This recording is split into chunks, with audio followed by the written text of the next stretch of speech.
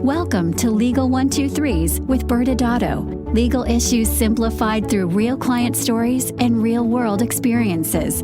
Creating simplicity in 3, 2, 1. Well, welcome back to Legal 123s with ByrdAdatto. I'm your host, ByrdAdatto, my co-host, Michael Byrd.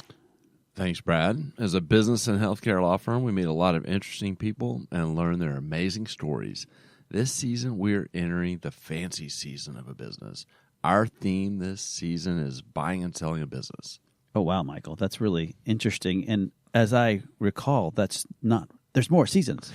Yes, it's so funny you asked me that. I feel like we've done that every episode for a long time. Yes. Let's refresh quickly. We have the building season when you're starting a business, the operating season when you're running a business, the scaling season when you're growing a business, and now we are in the buying and selling season. Well said. And for those watching us from TV land, you'll notice it's not just these two gorgeous faces. We have brought in series regular and our partner, Jay Reyero. All right, let's go, Brad. What do you got for us today? Well, gentlemen, I don't know. Do you guys like documentaries? I will say yes. I love documentaries, but I'll have to ask, why are you asking? Yeah, I also object because you're just trying any door you can get through to get to movie talk, and so objection noted. And yes, I do like documentaries. Okay, I'm not sure about this ruling you just came up with, so I'm just going to ignore it. All right, but I recently rewatched the ESPN 30 for 30 documentary called Broke. It's about the financial challenges professional athletes face during their careers, and most importantly, after their career is over. It was really eye-opening. I know I've seen that. It may have been a few years since I last saw it, but I do remember it talking a lot about how quickly the fortunes change of certain athletes. Yeah. It's on my Netflix watch list because Brad and I had a side conversation recently, and he was like, "You've got to watch it." And so it's on my list, but I haven't seen it yet. All right. For those that don't know, the documentary mentioned that 60% of the athletes go broke within 5, yes, I said that right, 5 years of retirement. It's just shocking. Spoiler alert, Brad. Come on, you just ruined it for Michael. Sorry. Oh, my bad. Okay. I do remember that stat. That was crazy to think about it. But I remember the documentary doing a real good job of going to the psychology behind why that stat was and how these athletes really kind of struggled to adjust to their normal life after this life of luxury when they were an athlete. Yeah. Well, I haven't seen it, but who would possibly make a wise money decision in their 20s? I mean, I can still remember my college decision to get a credit card so that I could build my credit. Yeah, I'm sure like most college students who built their credit by actually building up debt, which actually leads us right back into broke, that they interviewed several retired stars who were just brutally honest about what their experience was. Yeah, and I remember the things that, were essentially draining their bank accounts was, crazy to hear. You had, the bad investments, the freeloaders, medical issues, and then just, the plain showing off. Who needs, 2 cars and a Tiger? Well, I mean, who doesn't? Yeah, and speaking of those freeloaders, there was a quote from Andre Rison, Bad Moon Rising, for those who don't know, that I found very powerful. He said something to the effect that he didn't even know when he was getting paid. However, all of his people, all the payroll people on all his friends who were on the payroll, they knew when payday was, and the number of quote-unquote friends on the payroll just kept growing. Yeah, and I think, you saw kind of how that captured the mindset of these athletes, and, they weren't prepared for the financial realities of life when not an athlete. Yeah, another quote that stood out was when Bernie Kosar, who was a quarterback, stuck with me. He said something like, I was just going to go play football, but I always thought someone else was trying to take care of the other stuff, basically. Yeah, and the biggest takeaway and what I've heard since then, since that came out so many years ago, is the whole financial education is the crucial part, especially for these young athletes that are coming in a large sum of money for the first time in their lives. Yeah. I'm actually surprised that I wasn't interviewed for this. I blew through all of my professional typing money in no time. I mean, I would have been perfect. Yeah, that's a tough one for you, Michael. I mean, I heard from my parents that back in your day, 10 cents went much further. Yes. So, it's like kind of like your typing wins. The documentary really drove home the point that even if you make 10 cents in your day, millions of dollars this day, it doesn't really guarantee you'll stay a 10 centenaire in your day or millionaire with these other guys. Okay. Yeah, but it did a really good job showing how this was really a complex issue, but the whole awareness piece really is a good place to start. Yeah, well, and I'm glad we could discuss this because it's definitely given me a lot to think about when I turn pro next year. Yeah, fair. Yeah. Once that shoulder heals up, you'll be ready to roll. Well, I'm not sure where we're going. Much like at the end of all these conversations, we're not sure where we're actually headed with this. I'm sure you've got some sort of tie-in to the story itself. Yeah, I'll have to give Brad credit. I think it's a pretty witty tie-in here. So we'll get to the story. Today's main character is going to be Dr. McGuire, who is a plastic surgeon out west. His story starts when he starts exploring opportunities for the sale of his plastic surgery practice. And I'm assuming by Dr. McGuire, you're saying his first name was Jerry, which I like. You're leaning into the sports talk that we had at the beginning of this. And it reminds me of Jerry Maguire, the movie where the actual agent. We actually talked about Jerry Maguire in a different episode earlier, actually several years ago now, but when Matthew Vukovich was on, who's actually a sports agent. I think that works for today's show, so I'm going to allow it. What was the motivation for the sale? Yeah, so he wasn't close to retirement, but as they say, he was on the back nine. And at this point in his career, he was really interested in finding a partner to kind of take over the administrative operations just so he could be focused on surgery. That's what he wanted to be. He wanted to be a surgeon. But it also would give him that exit strategy for when he was ready to walk away. And here's the thing, there wasn't an immediate need. So one of the most important things that when we talked to him about kind of this decision to sell was he had to make sure the numbers made sense. He had a very specific number in mind. Well, so this is a common scenario. Tell me, what type of opportunities did he find? I mean, he had several. I mean, there were no shortage of opportunities. I mean, Dr. McGuire's practice was reputable. It was thriving. There were numerous interested buyers.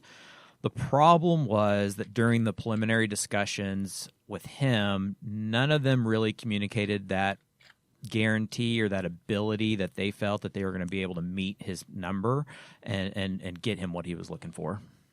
You know, is that because he had developed such a super successful practice, or was he really just asking for an amount that was outside the actual value of what he'd get for his practice? A little bit of probably mostly the latter. I mean, again, with no requirement to sell, with no, it's free for him whether he sells or not. Sure. He had a specific number in mind, and that was his walkaway number. And we all have a walkaway number, I guess, but it's probably not something that anybody's going to pay for today, and for him, that was the case he was finding out.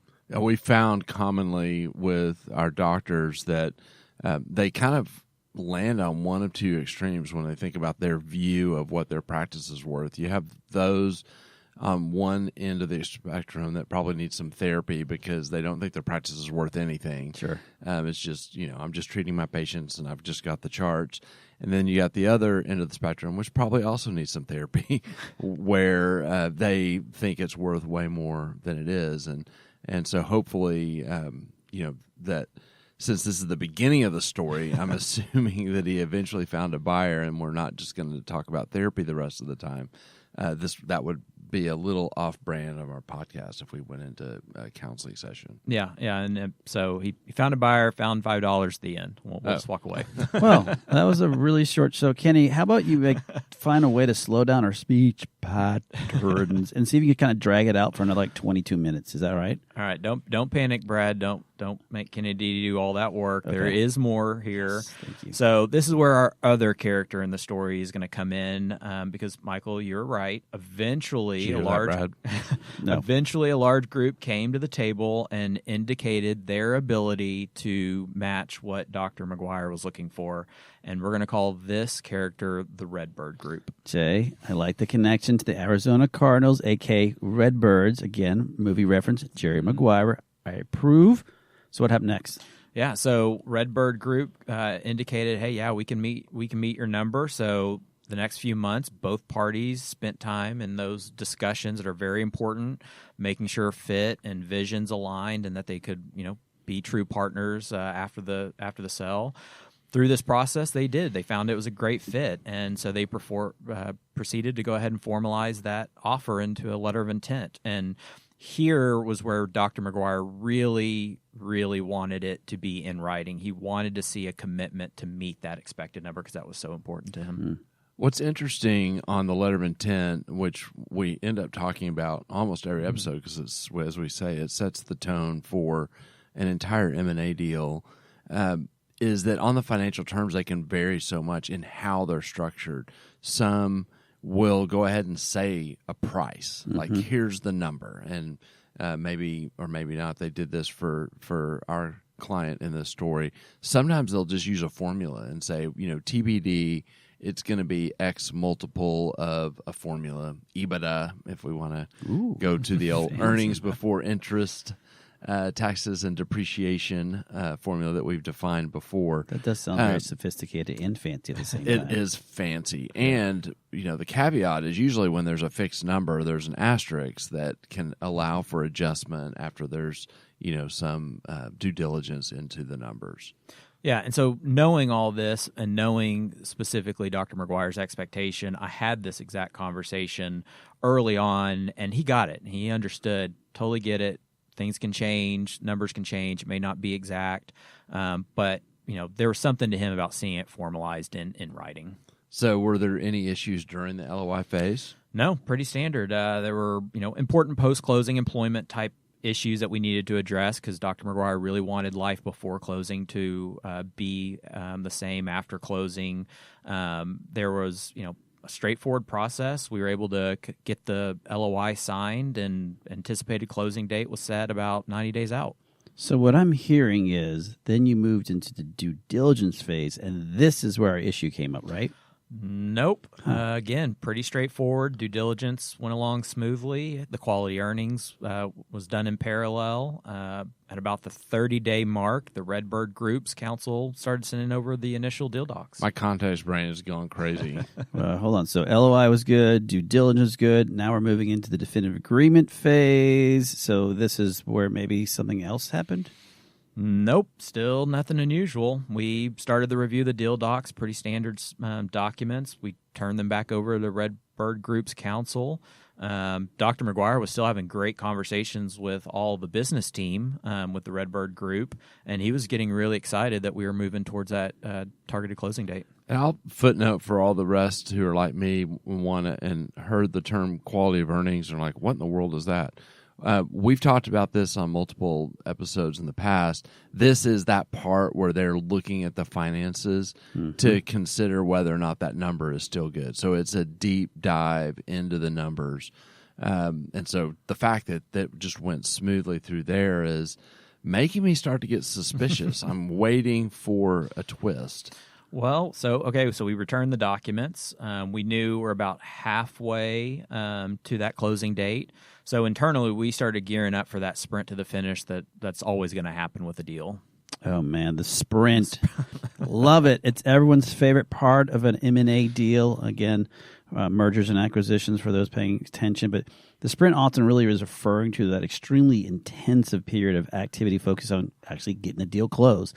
And this phase really is crucial for coordinating and finalizing lots of these key agreements. Your inbox gets flooded with emails, and it feels like your phone is basically glued to your head. So 2 weeks go by, and crickets. We don't hear anything from the Redbird Group's counsel.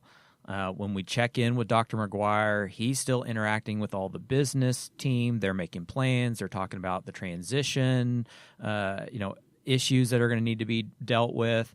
And the Redbird Group continued to tell him everything was expected closing on time, but we got nothing back from the Redbird Group's counsel. As we all know, math is not my strong suit because I don't like doing it. But aren't you about 30 days out from closing at this point? Brad, I'm glad you had your calculator handy this time. Yes, about 30 days out, but the amount of things that needed to get done raised the red flags, sounded the alarm bells. It was really alarming. And so we had to have this tough conversation with Dr. McGuire that this targeted closing date was in really serious jeopardy. Yeah, and closing dates do move from time to time. Everybody at the beginning fixates on that closing date, and going back to the setting of expectations get locked in. Despite our advice, a lot of time vacations are planned. Sometimes before the actual closing date, but if not the day after. and so you have a lot of people kind of locked in, and the buy side is they're really wanting to push forward as well. They're trying to typically get it closed and keep everybody accountable. They don't want any of the attorneys or other professionals involved to be the cause of this thing not going to close, and so I am curious how that discussion went. Yeah, not good as you can imagine. I mean, here we are talking to Dr. McGuire, telling him, look, it's quiet on our end. There's a lot left to do. That targeted closing date is likely not going to happen. And yet he's having conversations with the Redbird Group's business team who's saying, oh, no, everything's working. We've got it. We're going to close on time. Don't worry about it.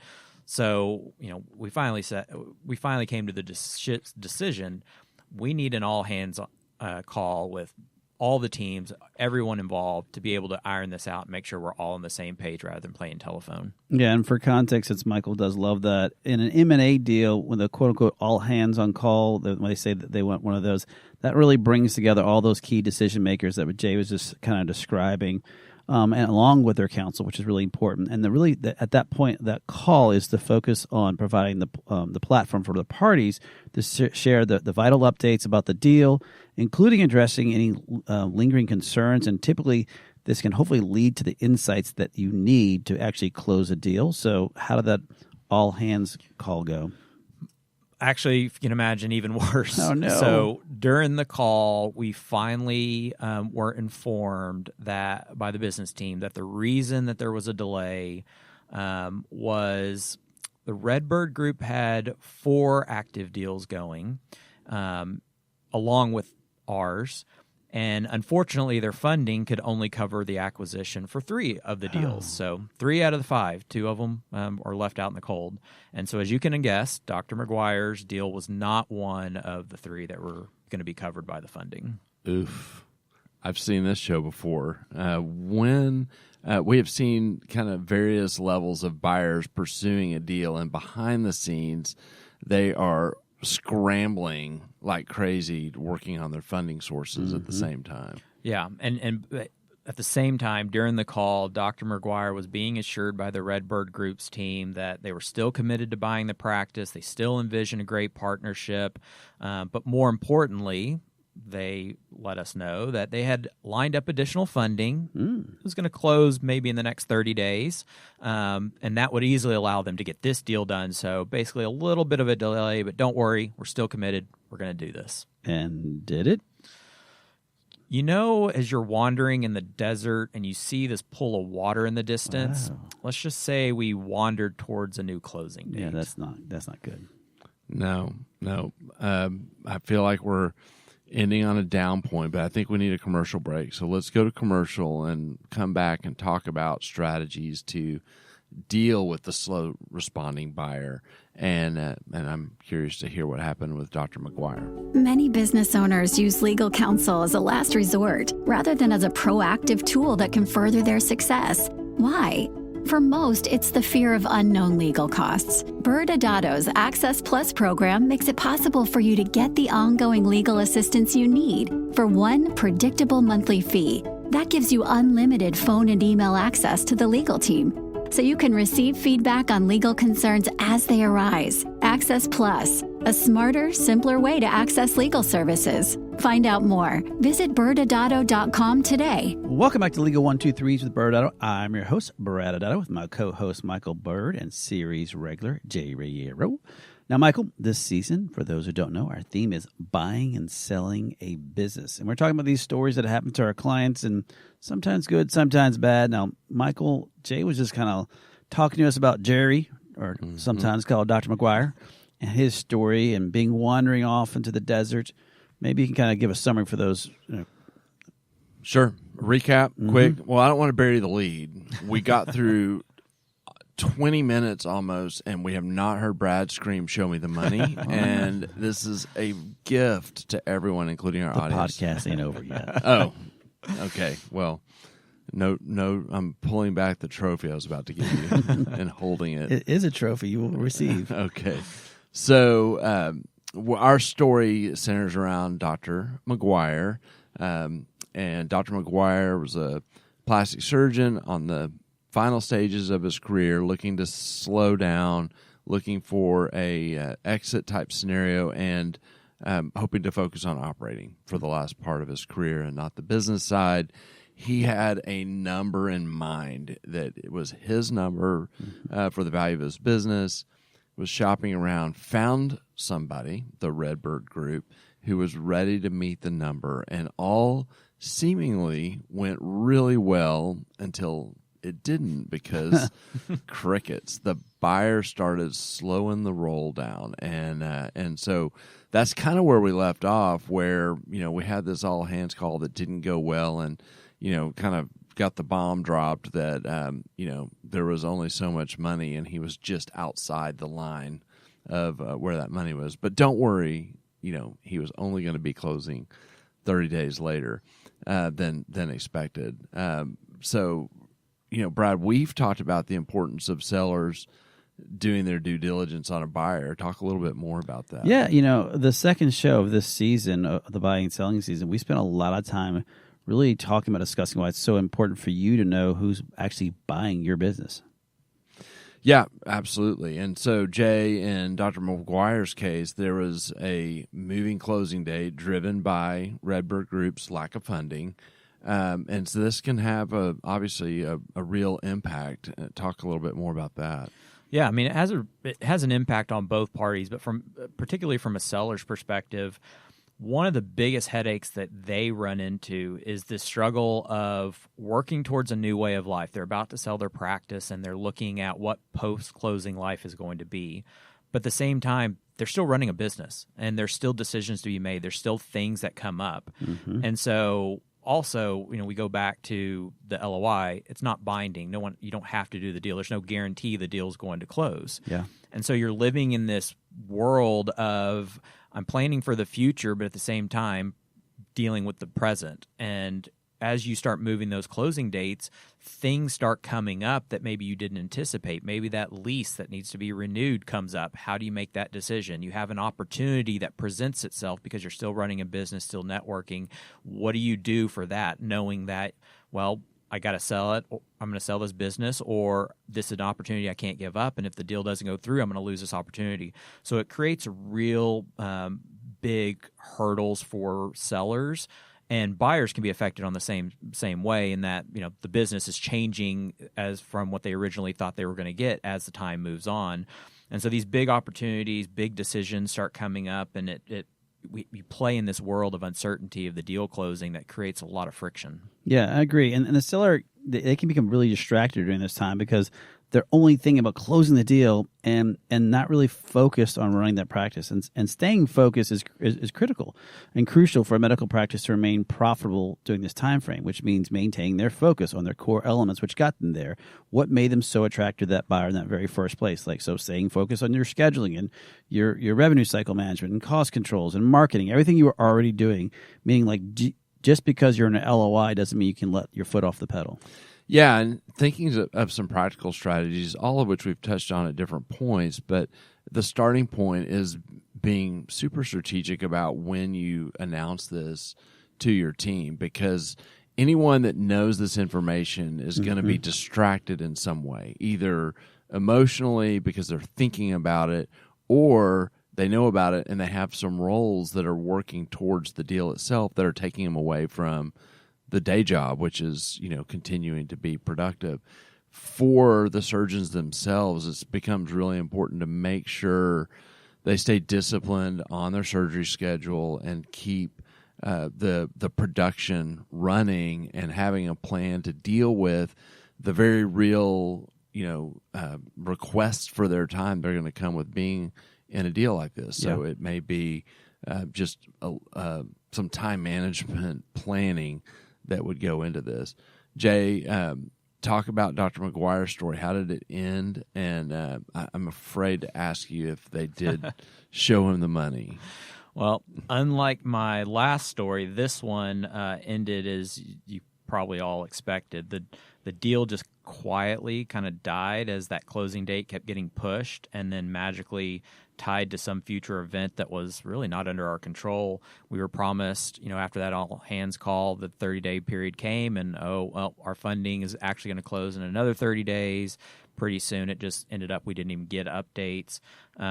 More importantly, what happened mentally and emotionally, Dr. McGuire was just spent and eventually just decided, you know what, I'm going to move on. This isn't worth my time. If you go back to the beginning, didn't have a requirement to sell, and so he decided just to pivot strategies and look in a different direction, like adding a partner. Yeah, and I know we've talked about this in other shows also. Unfortunately, deal fatigue is a real thing. It's common in M&A arrangements, particularly for the seller.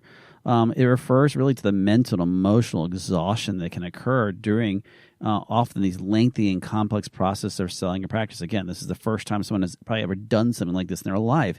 And so fatigue can have this significant impact on the seller and potentially the effect of the outcome of the actual deal sometimes. And the seller wants to just get it over with. They just don't care anymore. They don't even care about the end result.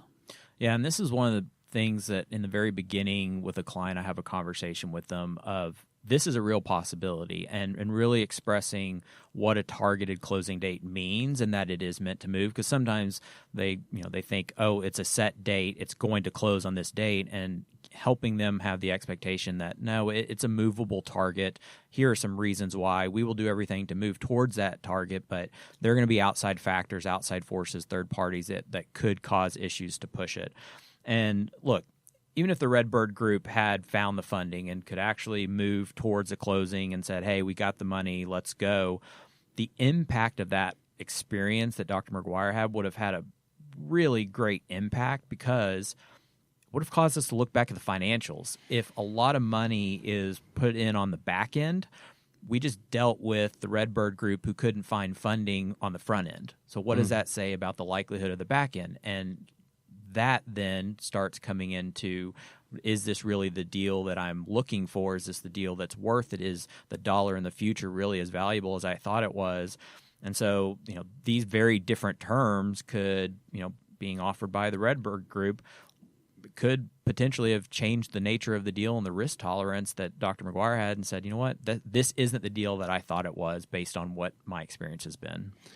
Access to capital is an under-discussed and under-evaluated thing that the seller looks at for the buyer. So the buyer comes in and they present, and they're very polished, and they may even say the right things about access to capital. But we've seen a lot of extreme scenarios. I mean, we have seen deals with startup buyers where they go to secure LOIs to then go shop the LOIs to find investors to raise the capital. And so the sellers are staring at their beautiful LOI, having expectations and trips they're dreaming about, counting their money, and they have no idea the buyer's juggling, trying to raise capital to fund the deal, and it feels like a shell game almost. So access to capital is a common issue, even for some of the more established buyers. I mean, we've seen that in years like 2024 where the interest rates went up because a portion of their access can be bank funding that can only be unlocked when certain performance benchmarks are being met, or investor money that may have their own benchmarks that allow capital to be unlocked. Yeah, poor Dr. McGuire. Sounded like he got the slow no from the Redbird Group. But Jay, I don't know if you have any final thoughts. Yeah, I mean, I think final thoughts, again, this is an entire process that when I talk with a client, I make sure that they understand all the realities and all the things that can and can't happen, setting the expectations. And this is no different, that, there are certain expectations you have to have, going in, but that things can change and you have to expect it, expect the unexpected. But, fortunately for Dr. McGuire, he didn't have the need to sell, so he was able to make a good decision to go ahead and pivot strategies and not have a bad outcome in the end. Yeah, that's a good point, Jay. Is like when you have these long pauses that happen in a deal, a party that's willing to sell on their terms will be able to weather the storm and, more importantly, walk away. And unfortunately, many sellers realize that after they sold, that all that uncertainty and stress and anxiety, they weren't prioritizing why they were trying to sell in the first place. They just want to get the deal done. Again, deal fatigue that we talked about earlier. As such, maintaining that current ownership might be better for that seller, and they might have a better outcome, down the road. And so, again, we've talked about this in other shows. The ability to say no and walk away can be very powerful for the seller. Michael, your final thoughts. If you find yourself in the middle of negotiations for a deal, I encourage you to channel your inner Rod Tidwell and make sure you keep performing while the negotiations are happening. Now, I like that you've ended the movie with a reference to Jerry Maguire and the show me the money. Show me the money. Okay, Michael, next Wednesday, the two of us will focus on what it might say in a prequel of an M&A process when we talk about the especially important process of getting your house in order before you go to market. Thanks again for joining us today. And remember, if you like this episode, please subscribe. Make sure to give us a 5-star rating and share with your friends. You can also sign up for the ByrdAdatto newsletter by going to our website at ByrdAdatto.com. ByrdAdatto is providing this podcast as a public service. This podcast is for educational purposes only. This podcast does not constitute legal advice, nor does it establish an attorney-client relationship. Reference to any specific product or entity does not constitute an endorsement or recommendation by ByrdAdatto. The views expressed by guests are their own, and their appearance on the program does not imply an endorsement of them or any entity they represent. Please consult with an attorney on your legal issues.